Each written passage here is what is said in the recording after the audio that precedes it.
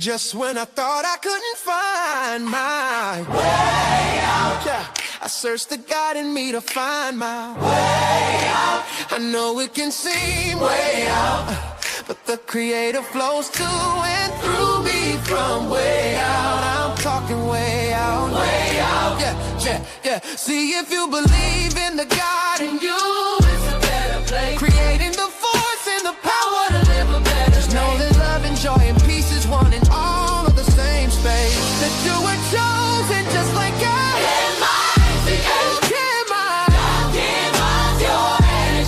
That's right. Only you can make the change. Shake your head at you. Shine so bright from darkness to light. From darkness to light. Yeah. And you'll find your way out. Yeah. Oh, it won't seem way out. Yeah. The power of God will flow through you from way out. Man, I did like a whole bunch of hours, and my whole life got taken down, bro. Like 7 hours, bro. It's okay, because that last hour I was playing a video about the grannies. The grannies going over to fucking Africa, getting it in with the Africans. But you know what that taught me? You know what? Instead of me doing and reacting to videos that have something to do with somebody else, I have enough content on my own channel where I don't need to even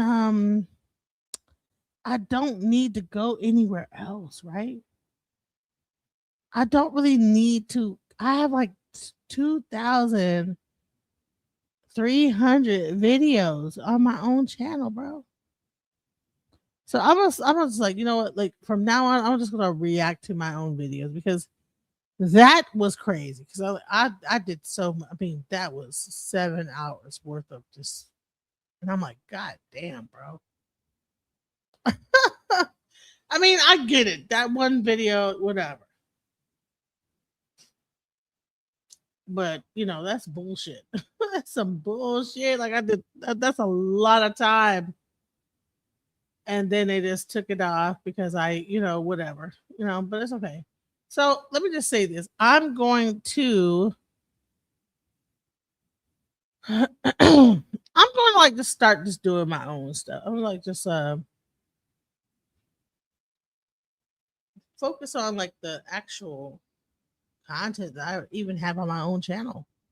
I have a lot of content, 2,000 videos worth of content, and I have been sleeping on my own self, right? So let me see. What do I want to really go into? You know what?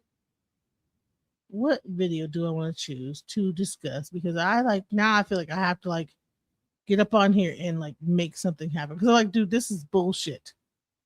Okay? I'm so pissed. I am pissed. I was about to end it anyway. And here we go. You know what I'm saying? God dang it. Whew. So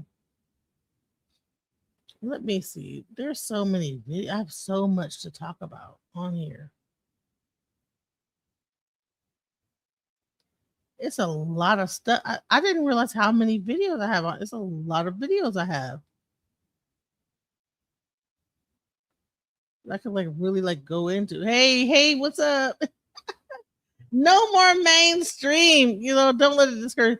Man, they cut my shit. Bro, I said, what the hell? And I was wondering, why was it why did it just seem like it was at zero at all of a sudden? You know what I'm saying? I was like, what's going on? It's all good, because I said, I have 2,000 videos. And here's the thing is that people don't even understand the amount of work that it takes to get to this point. We have 2,000 videos of just so much information, I don't even know where to begin. Like as I'm looking through my own catalog,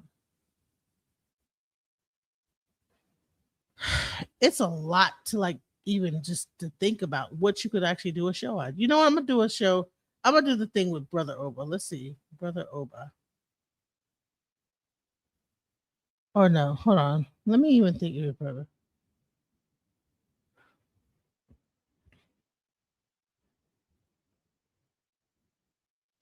Man, I've done so much work. You know what? Let's do Hoodoo versus Witchcraft. Let's talk about that. Let's do that one. We gonna just take a whole sidebar and do a whole different. We're gonna do a whole different thing. We're gonna like just take a whole nother direction. And this is when I was in my like wicked phase, when I had my like little wicked show about like little wicked icon or whatever, and we were talking about like witchcraft versus hoodoo. And then I also then what I'm gonna do is I'm gonna get into witchcraft versus hoodoo, and then I'm gonna get into like the voodoo, and then get into Ifa.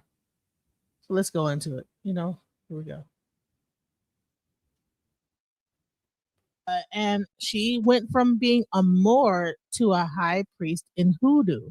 And I have been for the longest trying to find a Hoodoo practitioner because, we've talked about Voodoo, we've talked about Isheshe, we've even talked about Santeria, we've talked about all the African spirituality that came from Nigeria, but we have yet to talk about Hoodoo.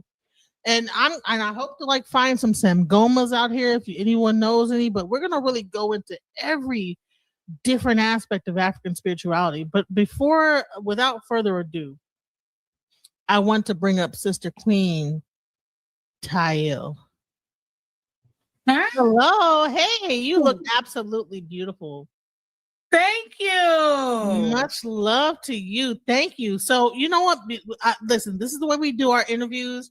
This is not about me, it's about you. So, I'm going to remove myself. I'm going to ask you questions and I'm going to allow you to take the center stage because that is what we're about. We're going to like really get into you and who you are. Okay. So, let's get into it. Who is Queen Tai Il? Wow. I'm your girl. The number one thing that comes up in my mind is that I'm your friend. Number one, I'm your friend, your sister. I have your back. Very loyal, and I love people. And the second thing that comes up is that I'm a healer. And in order to be a healer, you have to be healed. And I've been through so many levels of healing, mentally, physically, spiritually. I've been through a lot. I've been through 2 divorces. I'm a cancer survivor. I've been through domestic violence. I've been through molestation, rape, clergy abuse, and rape. I've been through it all. And my goal is for people to look at my life and know that they can make it and that they can be somebody great no matter what has happened in their life. And so I've dedicated myself. Before, I was kind of pushed into it, but when I found spirituality, it really made me open up and dedicate myself to my craft and to my clients and everybody, my tribe, everybody that I come across that I'm going to help and make an impact upon their lives. I'm a mother, and I love life. I couldn't say that before, but this moment in time, as I am speaking to you, I am in love with life, and I'm just so happy to be here to share my story. Well, the first thing I noticed about you when I met you is that you had the last name L on your name. So I wasn't sure whether L was a Hebrew Israelite last name or a Muslim last name. Can you go into you having the name L and how you came about that last name L? Yes. Well, my birth name, I don't mind saying because a lot of people know me online. From when I first started out on YouTube, my birth name is Tracy Lee McDuffie. And when I came online, I was Tracy Lee Foreman. I was married to my second husband. And so, we were very strong in the church. We were pastors, elders, prophets, you name it. We had a church, all of that. And so he was always venturing out. I was a strong Christian. He was always venturing out. And I was that follow your husband, have your husband back. So he got into the Moorish community. And the reason why he got into the Moorish community for the legal aspects of it, because he was always trying to finesse his way around stuff. I don't want to go there too deep. Dig up no old bones. You won't get all into the legalities of why he had to do it, but he had to like get into the legalities of like the Moorish aspect of things, right? Yes. So did you find that some of those things were really useful, or did you find that they were kind of like not useful? Because a lot of times you'll see people that have like the fez go into the courtroom and it looks like kind of like they get kind of clowned by the legal system. Yes. Do you think that they actually know what they're talking about? And then you have people like Sandra Bland that was actually trying to enact certain like ideas of what they thought the law was based on Moorish aspect, and may she rest in peace. Mm-hmm. What do you think about like those things that you found out as you were in that community? Well, with our situation, he just started studying about the Moorish religion. It wasn't more religious for him. Like I said, it was more just for the legal aspect. So that he could get ahead, learning the Constitution, knowing the rights, about the head garment, just different things that the Moorish community can do that, like, for instance, on the driver's license, they can wear their head dress because of their religious belief system. And it's just so many things that they know how to navigate through. It's a very powerful community. And so it takes a lot to learn. And we were going to the class and learning, but if you don't learn the things right, you could really get yourself in trouble. So when we went to go get our name, he got his name first. And then I came alongside. He picked it out first, but then it was the day came where we had to go to a Moorish brother, go to his home and fill out paperwork to actually change our name. I was freaking terrified. I'm like, I'm a preacher. What the hell am I doing? You know what I'm saying? I don't know what this is about. But so you were a preacher in the Christian church? Yes, in the Christian community. And your husband was in the Moorish church, and you guys had to change your name into a Moorish name. Yeah. And you as a preacher, and you were still preaching in the Christian church? Yes. Wow. Still preaching. I had my women's ministry online. That was very prominent. I was doing conferences online. I was doing a lot. It was a lot. A lot of people knew me, and I knew it was going to be an uproar. So when we went into it was in his home. And so the guy gave us a paper. I still have that paper. And it has all these Egyptian names on there. In the last name, they said, you have to choose El Bay. And it's another name. And I didn't know. I'm like, oh, that sounds familiar. El meaning God. And so they give you the paper and they say, look at the paper and basically pick out a name that you connect with. Again, I was terrified. I prayed. He went right into it. I want this name. This is an Egyptian king. And I want this. And yeah, this is a power. And he just got his, because he's my husband at 10 years younger than me. So he had, I'm more mature. I'm in my 30s. He's in his 20s. So you know what that's about. He real young and got all that testosterone going. And I'm sitting there like, oh boy. So it gets to me. He picks out his name immediately. It gets to me. And I said, I know the words of prayer. So I went into prayer. I said, give me a second. I went into prayer, speaking in tongues and everything. And I looked at the paper. I said, Lord, I'm doing this to be with my husband, to follow my husband. I'm following the Bible. And so I look and look and look. He said, "You're gonna pick out your name?" I said, "Give me a minute." So You was getting rushed. Like, come on, hurry up, pick out the name. yeah, let's get this done, woman. So I pick out the name. I look up if Tayi, and it means she is great. Now it didn't say where it was, originated from. It's just the name of it. And I look and I said, she is great. And Nerat is my middle name, Neraut. More than a conqueror. And I was like, wow, I really like that. And I looked at it, and something said, pick that name. I get emotional every time I talk about it. I picked the name, y'all. And he did the paperwork. And so really didn't explain everything. Y'all, the paperwork came back. And he was saying, well, you can get this on your license and everything. And I'm thinking it's just something I could just go back and forth with. So when he got his paperwork back that the name was approved, he went and got his license change and everything. And I was like, oh God, this is real shit. So I didn't get mine on my legal documents right away. I was still struggling because I knew once I put it out there, the Christians were going to come for my ass. Y'all know how they do. So he got his, and it just took me a while. Then he was like, oh, you ain't gonna, put your name, we got to go to these events. We got to do this and we got to do that. And I said, I'm just not sure about it. I'm scared and all of that. And then finally, he just went on and on. Finally, I had to get my birth certificate. And mind you, I had not changed my name on my legal documents yet. This is how I know it was super real. So I had to get my birth certificate or something. I ordered my birth certificate, and lo and behold, the name that I chose was on my birth certificate. There was no turning back. I was devastated. So I went ahead and got my license changed, my social security card, and everything.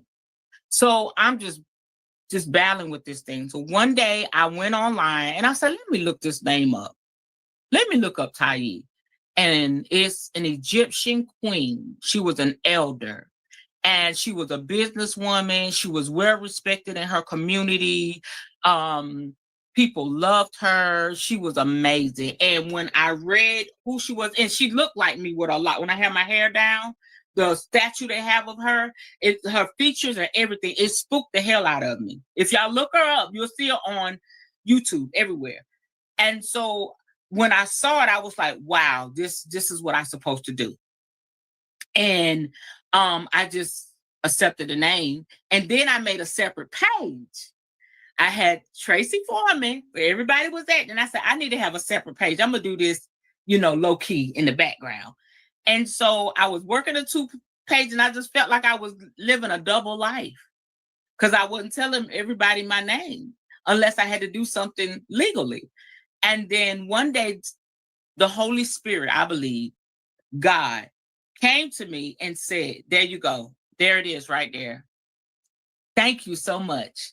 Came to me and said, what are you going to do? Are you going to be open about it and real about it, or are you going to live this lie? And I said, well, you know me, I'm all about realness. And I put the name out there. When I put that name out there, all hell broke loose. In my women's ministry, the women said I was serving the devil. Mind you, I had a conference coming up. They said, you're a Moorish, you're in the Moorish community. And oh God, just accused. Instead, I said, and it was my leadership, because I was doing everything online. And it was my leadership. And I said, ladies, can we come together and have a conversation?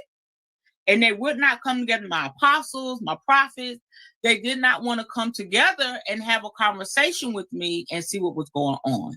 And from then, I just suffered the backlash of it. And then I low-key started to hate that I did what I did. But over time, it made sense. So that's how I came up with Queen Tayi. When I went through my divorce, which was 5 years ago, by that time, I had made peace with it. Everything was moving. I done wrote a book. I got my name, Queen Tayi Speak. So now I was like, oh, shit, I'm going with this. I don't care what y'all think. By that time, the women's ministry was no more, and I was walking my path. And so I sat down at the table with the lawyer, and the lawyer said, you have the option to get your original name back or keep this name? And I said, I'm going to keep this name because I've already branded it. And so here I am. And I'm so grateful I kept it. Queen Tyel. Wow. So that's your name, Queen Tyel, even on your license plate, everything. Yes, Tayi Narat L. And I go by, since she was a queen, I go by Queen Tayi, Queen Ty online. And giving reverence to the queen. Yes, that's beautiful. That's a beautiful name. And you know what? When you actually do I can see the resemblance. That's crazy. That's isn't that crazy? That name. When you look, this is the queen right here, and this is the queen right here. Wow, that's beautiful. Thank you. Thank you. Wow. So so how active were you in the Moorish Science Temple? Were you a pastor or a preacher in there, or were you still doing your Christian preaching in the Moorish when you were with your husband, or did you have to completely let that go? How active was I in the Moorish community? Yes. I went back to Christianity. I went back to what I was doing. I would still watch the preachers and everything. And what stuck with me was they were, I started to discover that what I learned about the Bible wasn't all true. So with that name, you start to draw other Moors. So other Moors started sending me friend requests when I just got rid of Tracy Foreman and just fully was walking in Tyel. Other Moors, started sending friend requests, and that's when I started watching the ministers and everything. And I end up meeting this guy who was a full-blown Moor. He was a teacher and all of that. They call him Grand Sheik and Grand Sheikess. And so he was a Grand Sheik. And so we fell deeply in love. Now, this is after I was divorced, some years later. We fell deeply in love. And he, I told him how it all came about. And I was still on the fence when I met him. And so he ended up meeting my sister, who was Black Power, baby. My next to the oldest sister, she was Black Power. When I changed my name, she was ecstatic. But he was telling her, Tayi is, on the fence. She's still being a Christian and she got this Moorish name. And they had a whole discussion because he was helping her with a food truck. I had referred him to her for help. So they started talking about me. And so my sister told him, if Tayi goes back to what she was as Tracy, the former her, that's a slap in the ancestor's face. Wow. That thing right there just hit me deep. I was mad as hell, but it hit me in my heart. And it stuck with me. Now, mind you, I'm still Christian. Okay. So me and him started dating, and we would have our little special time. We'll go to the hotel. We grown. Go to the hotel. And he was so passionate about it. And it was like, we had that fire and desire, y'all. But he was more passionate about what he believed in, everything. He wanted to teach me. So he would stand up in the hotel. I'm sitting on the bed because he was just so fine to me. So I'm sitting on the bed with my legs crossed, crisscross applesauce, and I'm just mesmerized watching him teach me. He would stand up before our festivities in the middle of the floor of the hotel for 2 hours and teach me what the Moorish believe. He taught me about Constantine. He taught me about the Bible. He taught me about the book. He and after a while, that googly eye turned into like, ooh, it started to get in my spirit. And so I believe that's 2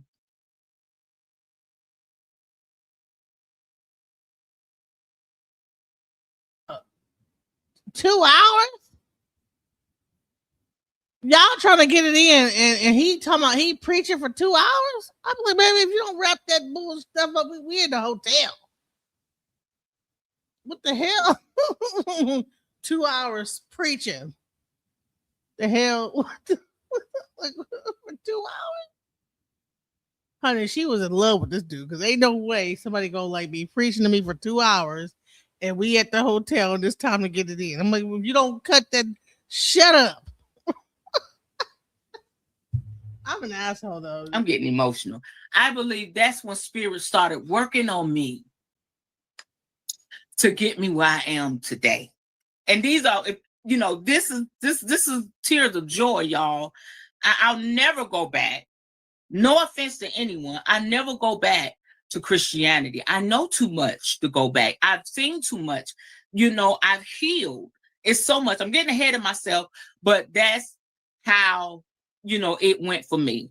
And so I enjoyed the teachings and all of that, but it's still Child, honey, 2 hours. 2 hours of talking like that. You don't shut up. Like we at the hotel. didn't stick with me. It was the parts of, okay, now you really need to check what you believe about the Bible. And so we go on to the next phase. I'm gonna let you ask me another question before I share anything else. So how was it received when you began to leave the church? I mean, was it very traumatic leaving the church, or was it like you made your decision, that's it? Even though you were deeply embedded within the church, I mean, people relied on you within the church, like you were like an elder in the church. Like, how is it to like make that transition from elder in the church to completely leaving the church? I was living in Tip City, Ohio, about 5 years ago. And it was shortly after my divorce. I was going through my divorce. And mind you, I had went up there. I went to Erie, Pennsylvania with my husband. He always wanted more money. Then we ended up in Tip City, Ohio. You may say, what the hell is Tip City? Tip City is 20 minutes away from Dayton, Ohio. Okay. So it's a perfect Caucasian town. It looks like, what was the name of that? Mayberry. Everything was perfect, clean. People had money. You go get help. You could just walk right into the building and get help. A lot of wealthy people. I'm sorry, my child not calling me to get off early. A lot of wealthy people live there, and it wasn't many Black people there. So we went there, and you know, he's making good money. And so life was lifing. And so with the way things were going down, I wasn't having it. So we decided to get a divorce. And so he had left me and my youngest child, which he helped me raise. My baby was about 13, maybe 13 years old. Yes. And he had left the house, you know, the apartment we was in and everything. So I'm a dreamer. I'm a lucid dreamer. I interpret dreams. I'm very prophetic. I've been dreaming since the age of 9. So I went to sleep. Yeah. I went to sleep and I had a dream that I was in my mother's hometown, which is Statesville, North Carolina. I was in our hometown on one of the main roads. I think it was Main Street downtown. This road is really wide. And I'm on the sidewalk and there's a Hardee's where I was standing. And I look down the street and I hear this commotion. And when I look down the street a little closer, I seen people kind of parting away like the Red Sea. Like people was like this big crowd of these men dressed in these garments, these dark red garments. They had feathers in their hair. They had war paint on their face. They had swords. They had shields. I immediately knew they were African. And in my mind, I'm like, why is an African tribe in my mother's hometown walking down the street, you know, parting the Red Sea? And so for some damn reason, I was in a rush. Why didn't I go down another street? Why didn't I just go up the other way? But it was way down the street. But as I started walking, it seemed like I was close to them. Just a few steps, I was close to them. So I could have went around. I mean, it was an army of them, y'all. And they were chanting. I used to could remember what the chant was, but I can't remember it now. But it was, they were chanting. And so I was like, oh, they taking all day. And so I'm 5'3". We're talking about men that's 6'2", 6'3", 6'4". They could have been taller than that. And I'm looking at them and I'm like, I wasn't afraid. So they were marching close together. So I went in to the center of this tribe. And when I got like a few steps in, it got dark because they were so tall. They were tall like trees. And when I got in, I looked up and I said, oh shit. That's when the fear hit me. I was like, I became humble. I'm a very bold, outspoken person, but I became humble. Like, I done fucked up. Like, what am I doing? They're going to get me. So I just kind of walked in and they was looking straight and they were doing this chanting. They were gorgeous, y'all. Those men, oh, you talk about melanin on point, melanin popping. They were absolutely gorgeous. The garments was just, oh God, I've never seen, and the paint was so white. It was just so beautiful on their faces. Their skin was flawless. And when I got in the middle of the tribe, I could feel the chanting just vibrating my body. It was just like, and that's when the fear really hit. So I really just kind of bowed down and I found myself in between two men. I looked to the left. I knew he was important. But when I looked to the right, I knew that was the leader of the tribe. And when I looked to the left, the man to the right, he wouldn't look at me. He just kept walking. When I looked to the left, I knew that was his assistant. I just knew. And he looked down at me and he said, it is you. You are the one. It is you. And I was like, it is me. What y'all about to do? Chop my head off, skin me, throw me in the fire? What? And I said, and then he looked over to the leader and he said, it is she. It is she. And finally, he looked down at me. And man, I could have melted. I could have melted into the ground. The power in his eyes, the presence, it was so intimidating. Oh, Lord, my child keep calling me, y'all. I'm sorry. I'm going to have to text her. It was so intimidating. He looked down at me. He said, I'm going to teach you how to be a Mongol witch. What? And I woke up. A Mongol witch?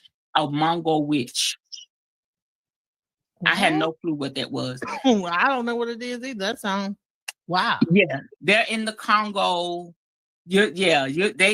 They're witch doctors. They're healers. There's such thing as a Mongol witch, and you heard that in your dream, and that's a real thing that actually exists. Mm-hmm. Wow. I had no clue. And so when I woke up like I just came from the dead. I said, woke up, and it took me, I wouldn't look it up at first. It took me days because I was suffering a lot of depression. It took me days.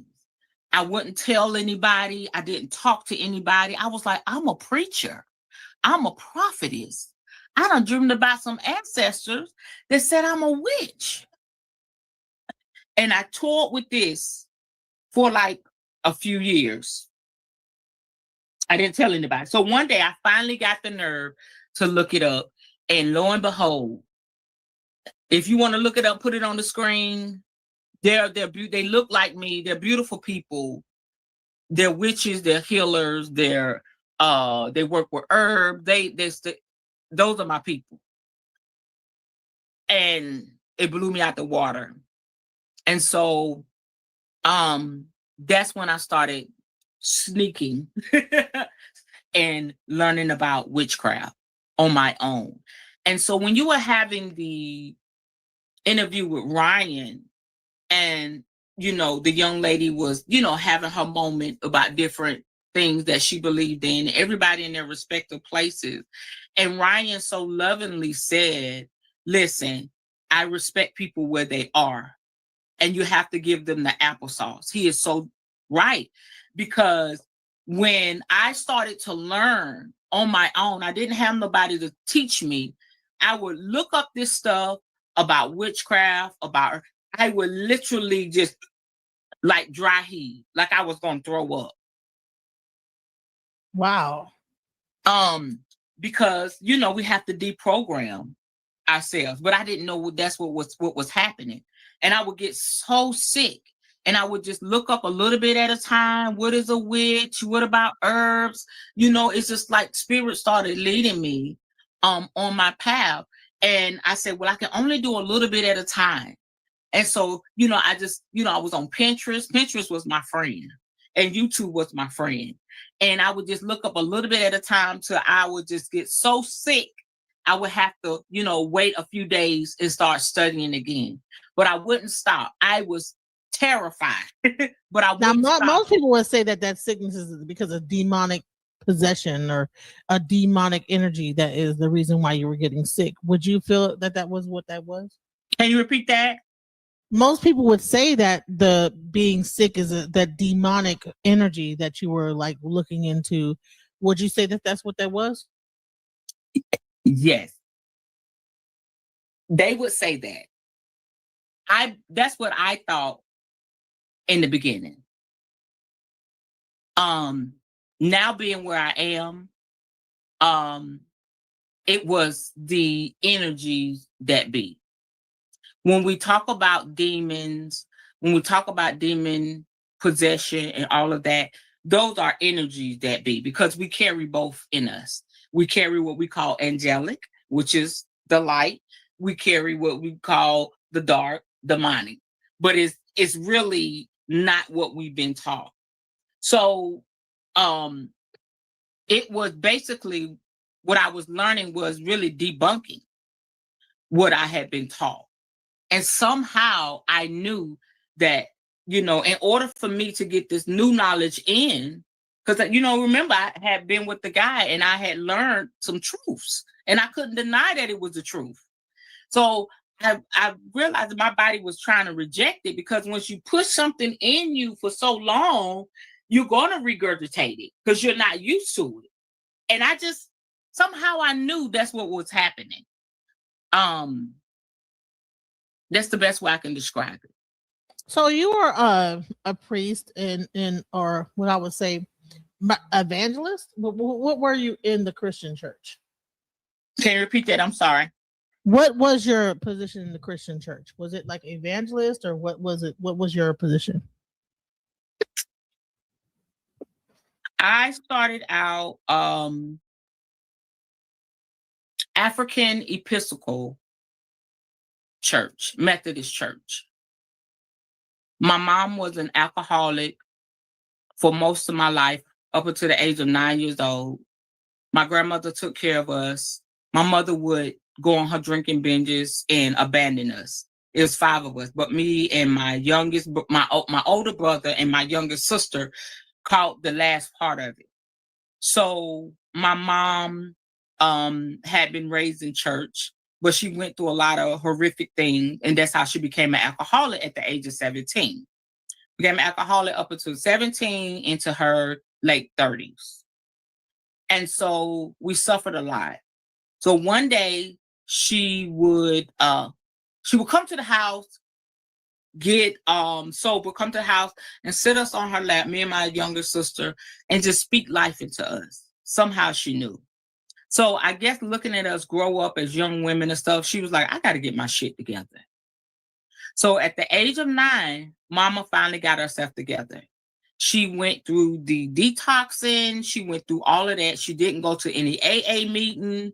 She didn't go to the hospital. She went through that shit on her own. The itching, the scratching, the whatever she had to go through. And she told God, she said, I told God, if you take this taste of alcohol out my mouth, I promise you, I'll get my babies in church and I'll serve you. And that's what the hell she did. She got custody back of us. The church was right, Winston-Salem, North Carolina is where I'm from. The church was like walking distance up the street. She would buy us pretty dresses and everything. And that's where my journey began. And it was like a few months in, Oh, wow. A few months in, the preacher was up there preaching. Now, he wasn't it was Reverend Quick. God bless his soul. He wasn't the traditional Methodist preacher. Okay. The African Episcopal Methodist Church, if y'all don't know, those are high class, wealthy Black bougie, people. right? Exactly. Because you know what? I'm from Ohio, and my entire family is AME. You know what I'm saying? And that's why I said, okay, so where were you? Okay, AME Church makes a lot of sense. Okay, let's go. Yes.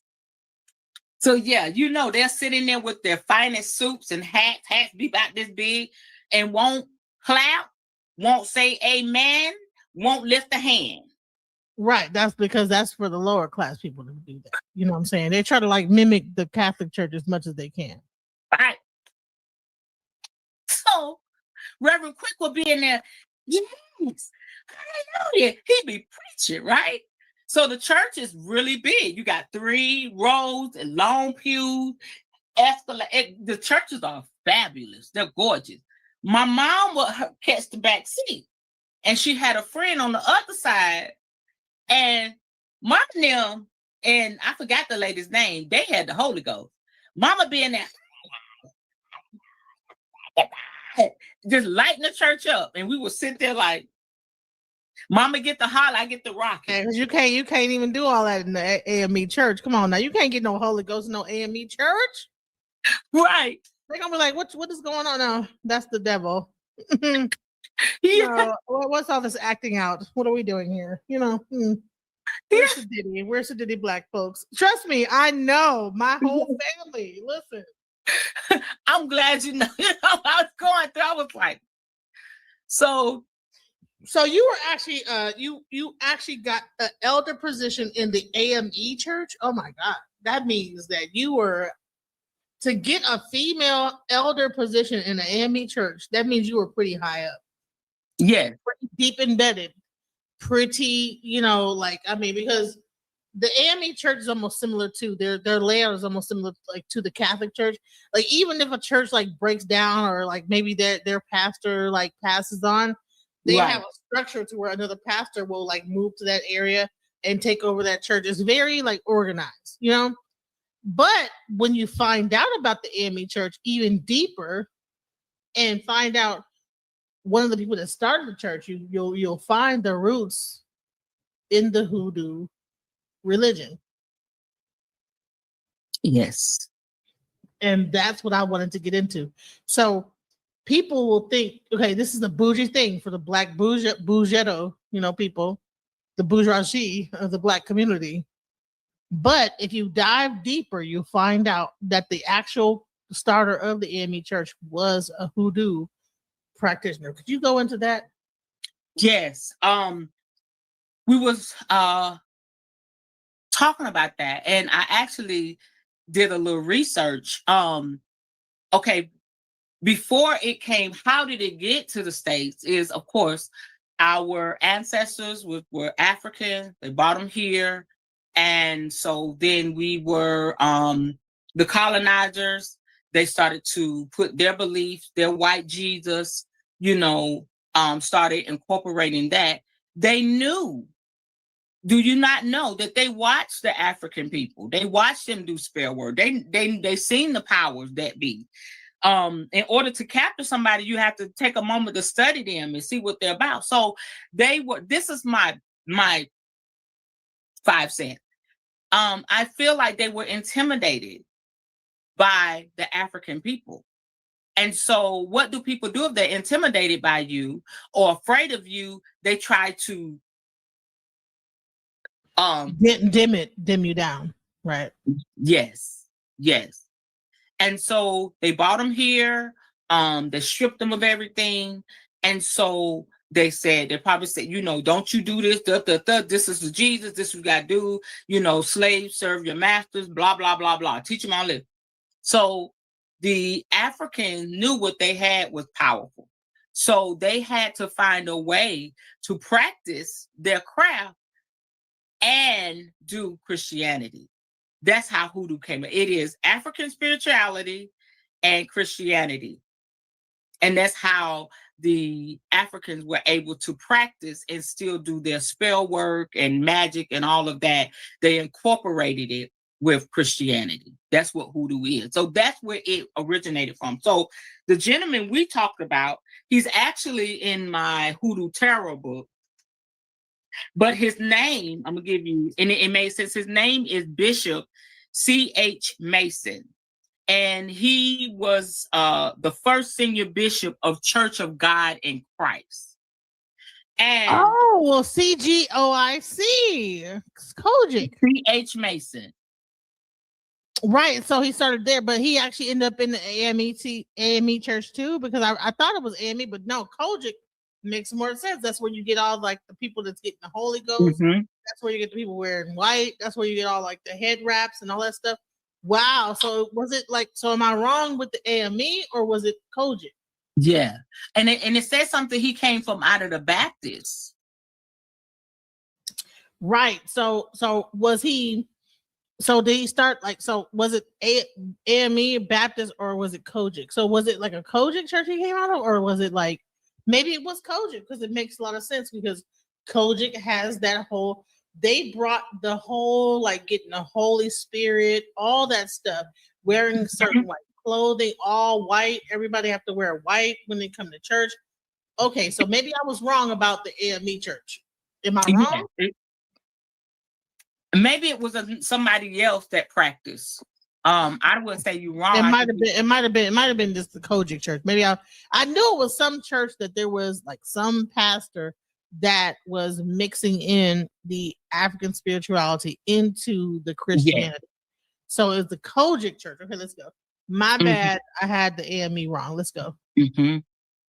So, and I'm gonna look that up, because that, you know, what you're saying, I would like to know too, because it's sticking in your spirit for a reason. The AME Zion. Yeah. Well, with him, what I found out, now if you look it up online, there it'll say that he had no, it was a controversy. He had no connection to witchcraft, hoodoo of any form. That's what they say. But this is what makes it stone.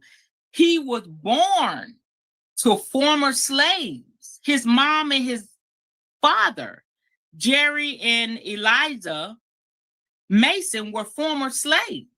So he did practice hoodoo. He may not have called it that, and if you look at the picture that they have online, he hoodooed up. He's got bones at the altar. He's got all types of shit. But he was teaching people about, you know, what he had learned from his mom and his dad. So that's the Kojic church itself. Wow. Yeah. Wow, guys. So we're learning about like hoodoo, its origins. Sounds like it wasn't the AME church, what I thought before. It was the Kojic church. And when you think about the Kojic, now you see why they get the Holy Spirit. You know, I remember as a young child, and I went to a Kojic church, because the churches would always come to like the mothers and get their kids and bring them to church, right? Back in New Jersey, I went to a Kojic church and they were trying to get me to speak in tongues. And they were like, speak in tongues, speak in tongues. They were trying to make me speak in tongues. I'm like, well, and they said, well, listen, just start talking really fast and then the tongues will come upon you. And I was like, okay. And I don't know if it happened or not. I don't know, but I was like a kid. But I remember like them screaming, speak in tongues. I was just say hallelujah over and over again. Right. Like, I guess eventually you keep saying hallelujah enough, then it's gonna be like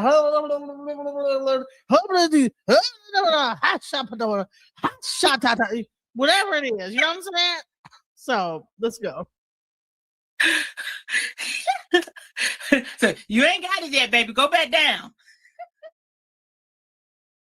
No, but I just kept saying hallelujah. It never came up on me. You know what I'm saying? But I'm gonna say this is that okay, makes sense. Kojic Church, the Church of God in Christ. Okay, makes a lot of sense. So let's go into that. So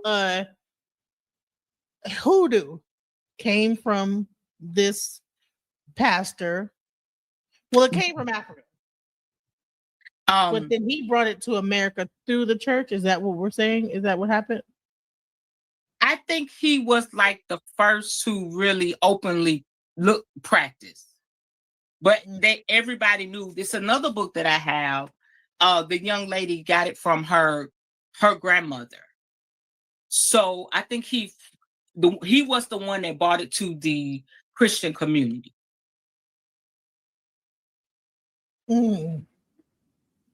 Makes sense? Yeah. And then you saw those same like themes start to like permeate into Baptist churches, pretty much majority of Black churches, except for the AME church.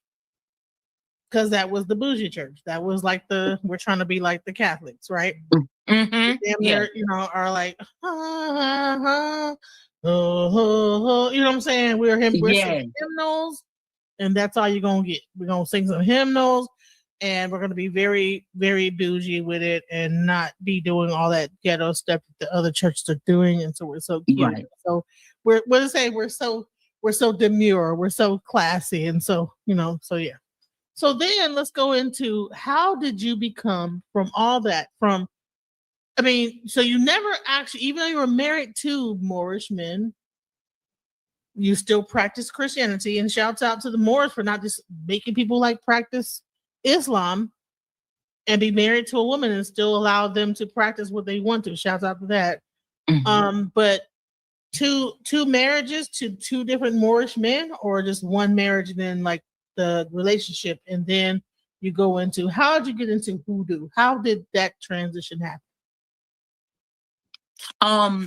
Well, my first marriage, that's where I started. That's when I came into the ministry. I got saved at the age of 9 in the Methodist church. My mom started putting me in front of the congregation. She put me on the choir. I was an usher. That's when my strong leadership upbringing started in the Methodist church. I was fearful of everything. And she was always say, Tracy, baby, you can do it. You're smart. You can do it. So that's how that started. So when I went to college, I was wilding out in college. That's where I met my first husband. And he was strong as a Baptist. He was a Baptist. And he was we was 19 years old. And he was radical. So I was, one of the girls on campus, just doing my thing. Even though I had a strong Christian background, I came there for the shits, you know what I'm saying? But he wanted to be known as, he loved God and everything. So we would go into the chapel and, when we had, choirs or a speaker would come, because I went to Barbara Scotia College, which is Christian based in Concord. So that's where I met my first husband.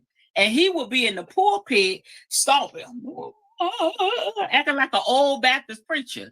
And I was so and amazed. This and that, ha, and blah, all that. And he was so skinny with a big voice. And I admired him because I wanted to be out like that, serving God. I was a little shy. I was like, oh, he is bold. And everybody called him Rev.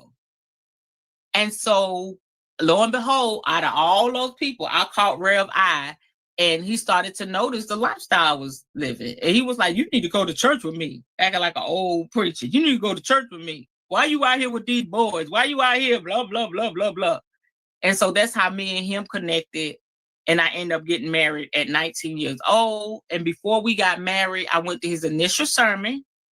He accepted his calling to the ministry at 19. I accepted my calling to the ministry at 21. And then from there, I escalated from minister. And I was in Church of God in Christ then. That's why I got ordained minister. Then I elevated to evangelist. Then I elevated to prophetess. Then I elevated to apostle. I had my own church. So I've seen all. So you actually had your own church. I had my own church. My members and everything. How did you go from having your own church to leaving all that behind, and then now you're practicing Hoodoo? Like, how does it? We might have a part 2. That is crazy. Like, what? You had your own church, so that's why everybody was like, "What are you doing?" Like, no, you're going Yeah. against the Bible. What are we gonna do? Like, what? Long story short, yeah, we're gonna have a part two. I was married, my second husband. We had our church, but my leaders of the church, they were the cause of my church breaking up. That's a whole nother topic for another day.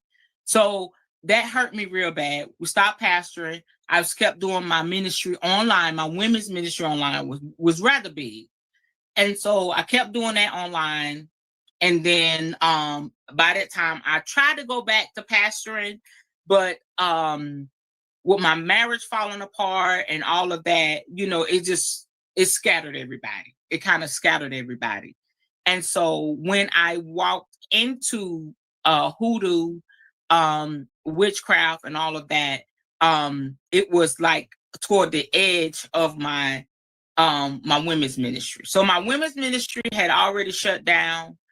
I'm in a place alone by myself. And so that's when I walked totally in. Now, the kicker is, you were asking, how did you go from that? That's how I felt. Like, how the hell am I going to get out here? People know me as a prophet. I had a prayer line, y'all. I had 24-hour prayer lines. People would get on the lines from all over to get prayer, to get prophecy. I was, when I would go into church, they said, "Oh, she a prophet. If she prophesied, you can stick a pin in it." People know me for my gifts. I would lay hands. A very charismatic preacher. So when I came back online after my marriage had broke up, I had to dive into deep waters. Because if you go on my YouTube page, I still have some videos, but I think I post a couple videos of me preaching and stuff, but that was straight Jesus. All of that. Straight Jesus, speaking in tongues, prophesying, you're going to hell, you're going, all that. And I just took a deep dive. I said, if I'm going to do it, I'm going to do it. And I'm going to suffer the consequences, because I believe in what I have, and I believe that spirit is going to bring my tribe. And when I did that, I still have some spiritual daughters that's following me. I have people that say, "You know what? Oh my gosh." People that follow me in ministry, they pop back up and say, "I'm on a different path too." And so it started to bring people out of the shadows and help them walk their true path. People that's apostles and prophets like myself. Now, there was the ones that were real close to me, they just left. They didn't have a discussion with me.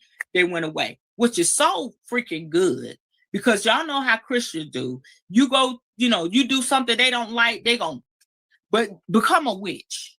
Do some witchcraft. They will not bother your ass. They will disappear. So let's get into witchcraft. What's the difference between hoodoo and witchcraft? Is it the same thing? Is witchcraft different from hoodoo? Let's go into, what is hoodoo? What is the definition of hoodoo? Let's go into Hoodoo is Christianity and African spirituality come together, because you use the scriptures and you use the magic. It's still a form of witchcraft, but we call it hoodoo because the two have mixed together. Witchcraft is nothing but us using the elements and manipulating the energy to get the results we want. Using herbs. Hoodoos use more herbs and the elements of earth and all of that, but it's still witchcraft. So why would you say it was witchcraft? Like, what do you think that is witchcraft evil? No, witchcraft is not evil. We have to go back to the origin of the word witch. The word witch is basically healers, medicine doctors, shamans, and things like that. We know about the witch trials. A lot of Caucasian people went through that. And black people too. Let's not forget that there was a lot of like female black people that knew the roots, and they were caught up in that stuff too. Let's go into that. Mm-hmm. Mm-hmm. And so we were taught, like, if you go into the Bible, they say, suffer not a witch to live, the witch of Endor, and all of that. Now, from where we were taught, okay, witches are evil, because the Bible say do away with them. But if you go back further to when we were colonized, they knew that we were witch doctors. So what are they going to put in their books? Suffer not a witch to live, because they didn't want us to practice. So you have to go to it's a rabbit hole. You have to go through the origin of who wrote the Bible, how it was put together. It will, if you are a Bible thumping, Bible toting person, pray before you go down that rabbit hole, because it will really break your heart. It's nothing. It broke my heart when I found out what it ain't what they say. From the garden, it's a lot, y'all. I don't like to go down there. Encourage people when they're ready to go research, but when you start to research, you're like, oh, all of it was a setup for us not to be who we really are. And honestly, if I had not had that vision of my ancestors, I wasn't going to call myself a witch. No, so do you think that witch is more of a word that people use to demonize the practices of African spirituality? When you say black magic, dark magic? Yes. From that aspect. You're a witch, you evil. Witch is bad. Yeah. From that space. And you know that you're not a bad person. You know what I'm saying? Like, so what would now here's the different okay, so I had a Bokor on the line, like on my panel before from Haiti, right? And a Bokor in Haitian can do good and it can do evil. Now, what's the difference between a Hoodoo practitioner from a Bokor that can like do good or do evil? Like I could like make a potion to save you, and that same potion, given a little bit more, can hurt you. What do you think about that? Okay, repeat that now. Like, okay, so I said I was talking to a Bokor. Yes. From Haiti, and he said, "Listen, I could give you a certain amount of a herb, and that herb could heal you. I can give a little bit more of it, and it could hurt you." You know what I'm saying? Is that pretty much what would be the difference between a witch or a person? Like, what is the difference between black magic, dark magic, white magic, etc.? Okay.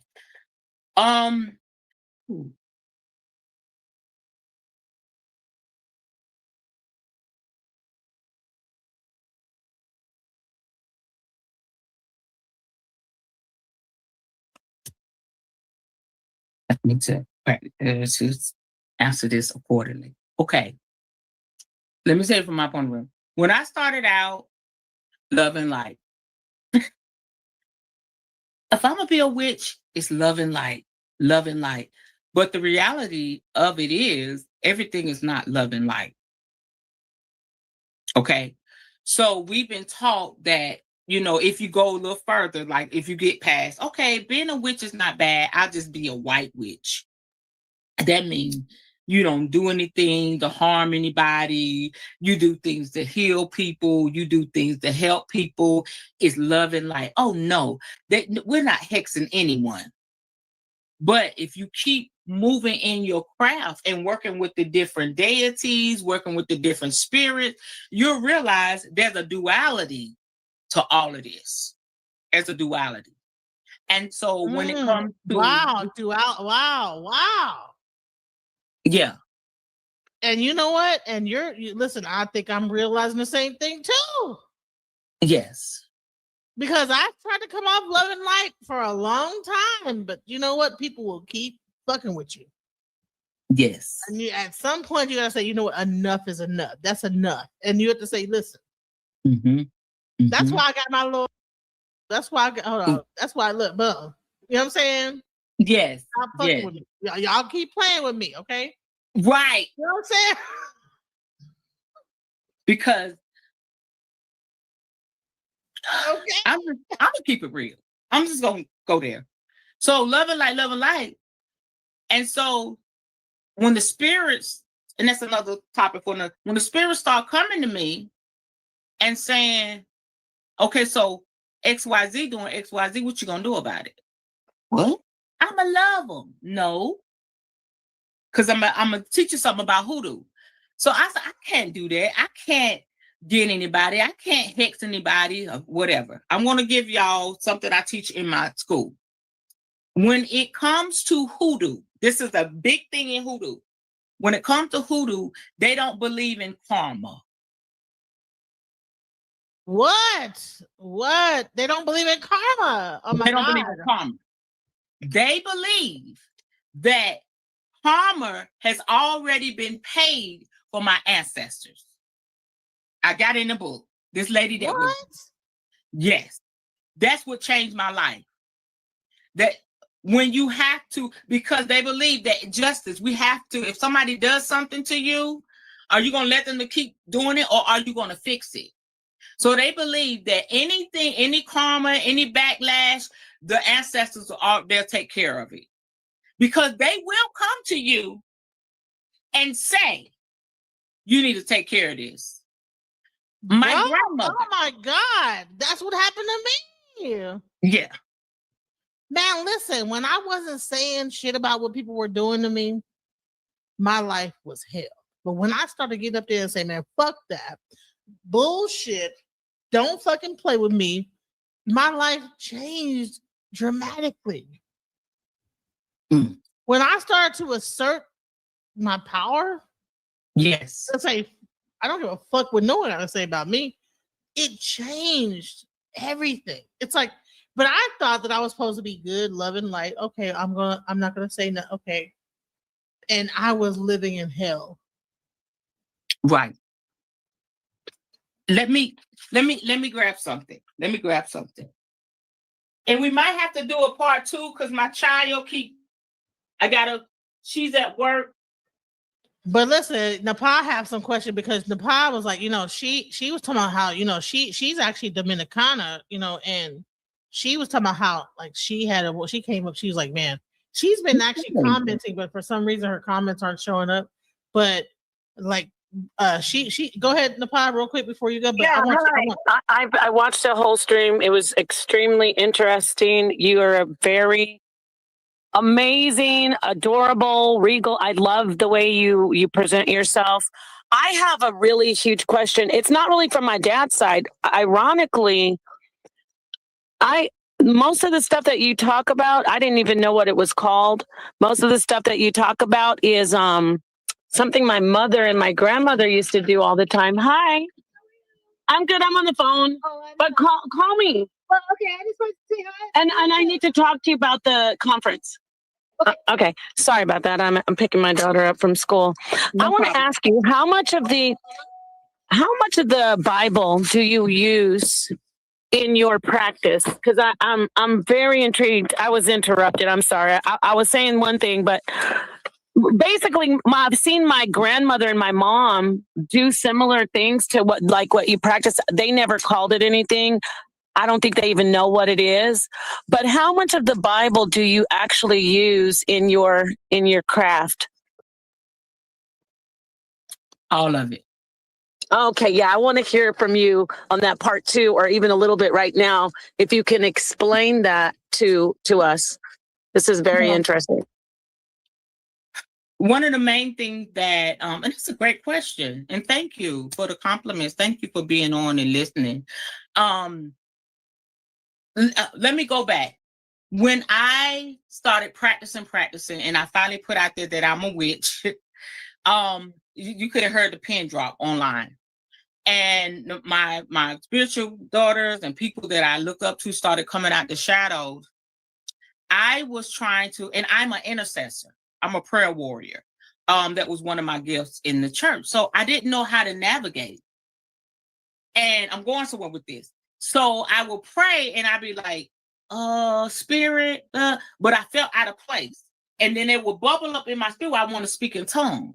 Then it bubbled up in my spirit. I want to decree and declare. And then I would stop it. So I was like, I don't know how to navigate. How am I going to do? This is who I am. This is I will feel the power when I will pray.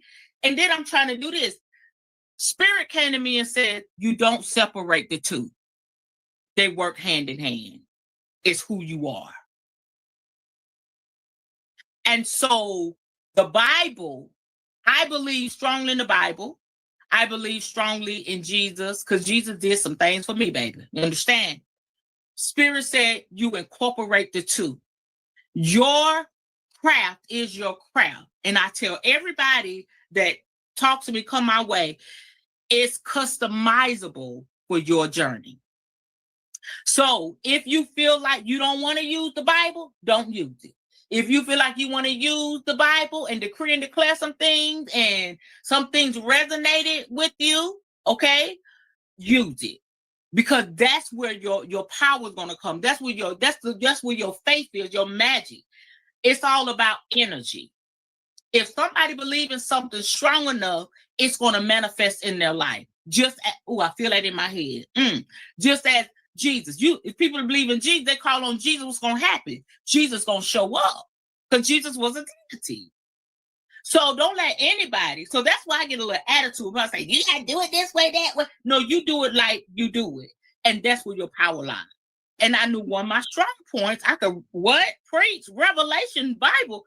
Why would I separate that? I love it. Thank you so much. I love your energy. I love what you just said. A lot of time people, first off, I want to say I was misunderstood. And I also want to apologize from the last time I came up here. When I said people are going to be like, to the last stream when Ryan was on here, I said, my people are going to be like, oh, they're up there with those devil worshipers. I was not saying devil worshiper for myself thinking that. I was saying like how you think, well, you know how Christians, I love how you keep on saying, you know how Christians are, and I know exactly what you're talking about. So I want to first apologize to anyone who misunderstood me on the last stream that I came up to Genesis panel. It got a little, the sister got defensive because when I went back and watched it, I could see that she was thinking that I was maybe saying devil worshipers. I've seen this my whole life. My mother she loves the Bible. She loves God. She doesn't say God. She calls God something else, but she's talking about the Bible. But she's used with my grandmother. They have used the Bible for everything. But the little things that, I don't really talk about this on live, but for instance, jars and vials with ribbons and moth wings. You can, so yeah, what you just are showing, I didn't know that had some. I always thought, well, this is the Christianity that my parents do. I don't know about these people. I'm not my parents, my mother and my grandmother on their side. And they are actually, my grandfather, my mom's mom was born in 1804, believe it or not. Wow. And he comes from, I think he was still a slave when he was a little boy. He was still a slave when he was little. And no one knows that though, but he still was this. I have a crazy background. And then my grandmother was Native American. So they still worked the same. I thought it was something to do with the native side, but I'm listening to you and I'm excited to hear, okay, it's from the slave side, but her dad was actually half white and half black. So I just thought he didn't have any effect on the stuff that she practiced. I thought it was all from my grandmother, but I'm learning from you that it was from. And then on my dad's side, they're Haitian and Dominican. They're Dominican and Haitian. So they don't do anything like the stuff what you're doing. What you're doing, it really, really hits home for me because this is what my mom on her side do. And on the other side, that's more like the Catholic and the Santeria and like the whole, French Creole stuff that I don't really mess with any of that. I don't know anything alike about voodoo or voodoo or really the Santeria. A little bit, but not a lot. But You're calling it hoodoo. I still don't want to say anything. And you know, they're listening to me right now. I know the Hebrew Israelites are listening to me saying, Nepal does witchcraft.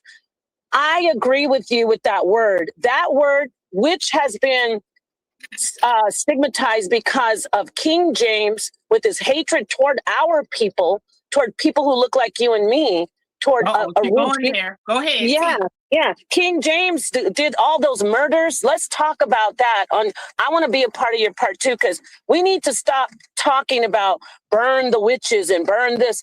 That was us, the people that. But just the word black magic, magic for black people.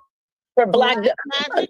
Look, we don't say black isn't bad. For me, I say the darkest minds of the light. That's something beautiful. So anyway, just going on and on because I'm excited. I absolutely love you as a guest. I love because I can connect with you, and you know. Please talk to these Christians and these Hebrew Israelites out here who are trying to say because I'm talking to you, I must be, God's going to kill me. I love how you said that. How you said, they always saying you were like, you're going to hell. You know, one more thing. I used to have, when I was a Bible thumper at one time, and I don't mean I'm not even talking about Hebrew Israelite. I had become like a super Christian at one point in my life. I had friends like you and people who were Buddhists, and I'd be like, I love you so much. I'm so sad you're going to hell. I wish you would stop. You know, that hits home for you, right? Talk to us about that, because we got to stop. This is crazy, but I appreciate you letting me go and go. Thank you, Genesis. Thank you. I'm going to mute up. Yes, awesome. Thank you. That's real. You want to say? Go ahead. I want you to go on that. Come on, give it to us. Oh, you want me to? What I was gonna read in the book? Well, I want you to go on that, everything, and what you're gonna read in the book. Everything you're gonna read. I'm gonna go get click off, but I have to talk to you again too. But I want you to address the people out there who are standing in the Bible and they don't even know. I had somebody comment on my Facebook one day. I said, you know, the Bible is just a book of grimoire, and grimoire is a book of spells. That's what I said. And I want you to talk to them about all the stuff they do that's exactly like what anyone else would do that would call themselves a witch. They bless, they curse, they put things out there on the altar, and they sacrifice the blood. That's another thing. Please talk to us about that. The blood sacrifice all through the Bible. Okay, let me stop taking the show over because they always think it's just such a wonderful. That's cool. Listen. You're asking questions. I try to be very. You know, I need someone to come in and ask the real question. I try to be very be soft about it. But yeah, I need us to. Thank you. Let's get with it. Let's go. Okay. So I went all over the place. Let me let you start. I want you to stand up as a woman who you already told your background. You have the right. You're a prophetess. You are a prophetess. You are an apostle. I say this too. I want to say this to you. On my walk through everything that I've done throughout my spiritual journey, I never let it go. I never say, I'm not a Hebrew Israelite anymore. I'm not a Christian anymore. I really don't say that. I mean, I know I said I used to be, but really as myself, everything I've done is what I am spiritually today. So you have done the walk, and you are still walking through the light of God, through, you understand the spirituality. So I want you to speak to these people who are in the Bible. I want you to speak to them, go into your channel as a prophetess and the apostle, and I want you to rebuke them. I'm trying to put a battery in your back on them. I want you to tell them, like Christ told them, you say I'm driving out these spirits through Satan. Who do you think the house divided will fall? I tell people, God. Satan works for God, dummy. So I want you to stand in your pulpit one time for us. And can you please rebuke these hypocrites out here and let them know that the book that they're reading and they're leaning on is a book of spells and grimoire, called the Bible. Okay, now I'm gonna leave the panel, but I'm gonna listen to you. I'm gonna leave because I'll take this. I'll just keep talking. I appreciate you so much. I'm listening, and I will talk to you again soon. Go ahead. Yeah, I enjoyed you. Thank you. Thank you, Genesis. Hey, I love it when someone comes and just just kicks up the dust of the whole thing. Because I try to be kind and try to be politically correct, but bump all that. Let's go. Let's get into it. Let's go. Let's listen. I'm going to say this, and I want to share this, and then maybe we could do a part 2. Wow, I'm full right now. What she said. I want to read something in this book, and I want to encourage y'all to get this book. Angela Ballard, Hoodoo for Beginners. She's got a whole line. She was raised up with Hoodoo with a lot of valuable information. I wanted to share the karma part so y'all could get that. But what she said was one of the things that hold us as leaders, will help me as a leader in the church. We believe everything somebody tell us to do or not to do. We allow fear to just encase us instead of going and researching for yourself. And so we go by, what pastor said, what prophet said, what is spirit saying to you? What is God saying to you? Because there's been times that, I'm taking my children small. I have four children. They were small and running back and forth to church. And, I need this done, that done. My marriage is in shambles, but I'm running back and forth for, the conference, for, pastor's anniversary. And I need to take care of my house. And so one day Jesus came to me and said, okay, you need to take care of your household. So what you going to do? What are you going to do? You going to do what pastor say, or you going to listen to what's on the inside of you? And so that's where the journey starts. Don't allow fear to encase you where you can't hear spirit for yourself. And I guarantee if you open up and say, I don't fear no devil, that's what gets me. I don't fear the devil. I back the devil up or whatever. But one thing Christians are afraid of is a witch. But y'all don't fear the devil. If y'all say we the devil, okay? But what? Girl. I'm sorry. Okay, I know. The Holy Spirit. Now hold on, man. Yeah. Keep going. I know you gotta go. Yeah.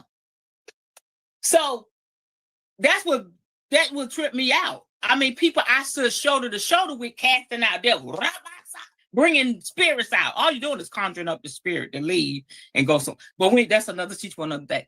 But just connecting with what the queen said, open up your mind and your spirit, not walking in fear, and allow spirit to speak to you. And I guarantee it'd be totally opposite, and it would challenge everything that you've been taught. You've been, forced to believe. And one more thing, what really made me say, yeah, Tayi, you need to walk your journey. When I was violated in the church, when I went through clergy abuse, and it's a lot of that shit going on. A lot of leaders grooming people, a lot of leaders raping. It's a lot of abuse going on in the church. And when I came on this side and I started to really heal, you know how many times I went to the altar because somebody done violated me? You know how many times I had to fast and pray and I still was broken? And when I got on this side, oh, baby. I said, I'm not going back to that, because over here, I'm healing. I started to get results for real. What they say, you got to try it. You got to try the spirit. Okay? Hello. To see if the spirit is of God. It's so much revelation. But that's my message to y'all. To those of you that's Bible thumping and it's your way or no way, okay? I dare you to really open up to spirit, okay? Not to religion, not to what, open up to spirit and challenge your belief system. And when I did that, I'm telling y'all, I was a bona fide, hellfire preacher, okay? And when I open myself up to spirit and ask spirit to really remove the scale from my eyes, my life has not been the same. I see homosexuality different. I see lesbianism different. I see, like Ryan was saying, queer different. I have 2 bisexual daughters. I have a transgender daughter, and hell, okay, we'll get on that later. But it's not what y'all think, because if you go back and you research, there was a lot of queer people, in the Bible. Can we start with King James? But we'll leave it alone. All right. Wow. Huh. I'm gonna read this, Miss Genesis, and I'm gonna let you have it. Karma, vengeance, and justice. Okay. Hold on, let me get this in. Okay. When you practice hoodoo, one of the things you will quickly come to learn is the fact that we do not actively believe in karma. As you continue to grow in the craft, perhaps you will also come to see things from our point of view. Even so, because of our Christian roots, many of us are guided by strong moral and ethical beliefs. When you decide to cast a spell of justice, you are usually filled with righteous indignation. And there is no one who will understand this pain better than ancestors who share your blood and come from the same root as you. Each and every one of us has suffered some form of injustice at some point in our lives. And it is possible that we will not live long enough to get the justice that we deserve. When you call upon the spirits of the ancestors for spells like these, they are most willing to aid you. Their assistance is relied on heavily for these types of spells because it helps account for that karmic element. In hoodoo practice, this isn't talked about in general circles, but this is what our ancestors do when they help us. If they offer their assistance with the spell you are creating, they also take up the burden that comes from dabbling in these sensitive matters. In other words, you do the magic that they help you to activate, but they deal with the consequences. So luckily, there really isn't much for you to lose. However, you must ensure that in rendering the spell, you pay proper homage to them by offering sacrifices worthy of their involvement. Every spell, as I have continued throughout this book, has a condition to be fulfilled. With a justice spell, most of what you need to do is ensure that your ancestors are appeased. They will handle the rest. Wow. And let me tell you something. Me being a priest of Ifa, Olorisha priest, I've always felt kind of guilty about. I've never done anything to get justice on things that I've had going on with me or do anything against anybody because you know what? Sometimes we bring that Christianity into other religions, and to be quite honest, that does not have no place into it. Yes. But I did find that, you know what, whether I did it or not, someone would do something to me. Yes. And I would see the result. And I didn't have to do shit because the answer is like, well, if you ain't going to do it, it's going to get done anyway. You know what I'm saying? That's another aspect that happens. You know what I'm saying? Let's get into that real quick. What about the aspect of the ancestors even if you don't do it, they're going to still step in and be like, you know what? Bump all like you ain't gonna do it, I'm gonna do it. Right. Right. Man, this has been an awesome live, and I appreciate you so much. It's been great. Man, I can't wait. Man, I'm full too, man. I can't wait to bring you back. Man, this is awesome. So let's we're gonna do something again sometime later this week, hopefully, to finish off this live that we did. This is beautiful. Repeat that. I'm sorry, Jensen. I said we're gonna do probably something again. Maybe hopefully at the end of this week we can continue on and finish up what we said today. I know you gotta go get your daughter, so but shouts out to you, shouts out to everything you're doing, and we're gonna get more into the spell work. We're gonna I want to the next time we talk, get into the spell work, talk about why spell work. We're gonna get more deeper into that, okay? Yes. And I hope that you guys are here to see it. Shouts out to Queen Tai L from More to High Priest. She's talked about her journey into this level, and the next conversation we're gonna have is we're gonna really get into the work. You know Oh wow. Okay, I'm seeing the comments. Thank you. I can't wait to hear more. Angela Hawkins. They like, if you won't, I will. Exactly. If you won't, I will. And I had that moment. I'm like, oh my God.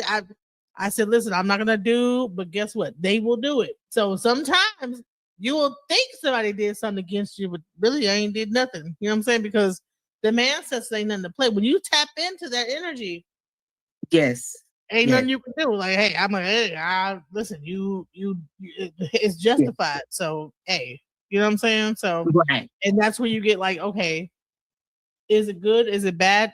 You know what I'm saying? Hey, right. Here's what it is. You know, I'm gonna say this and I'm done. When we look at good and evil, what really is good and evil? If you really think about it. I like to use this example. A man breaks into your home and tries to, violate your wife or do something to your children. And the husband, or if it's a single mother, she shoots to kill this man, it's justified. You understand? So, on the other part of that, a man is in the street and he shoots somebody, trying to defend himself, or maybe they did something to a family member. It's not justified. So our view from our perspective places is different of good and evil.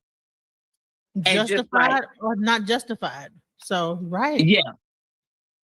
And when it really comes down to it, is it justified? Like, I mean, if you hurt me and I come against you,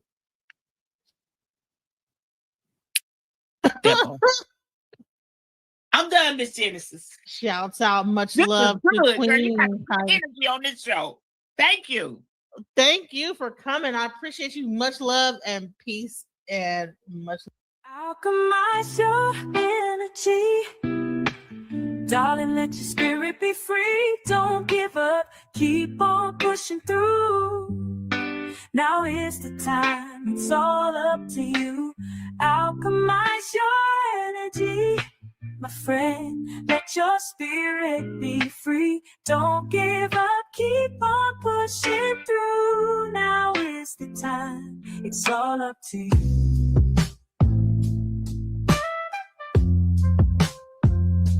No matter the storm, but over tragedy. No matter the storm, but over tragedy. No matter the storm, we will always take flight. Keep on pushing through the darkness of night. There's no limit, let's reach for the sky. Shine so bright, from darkness to light.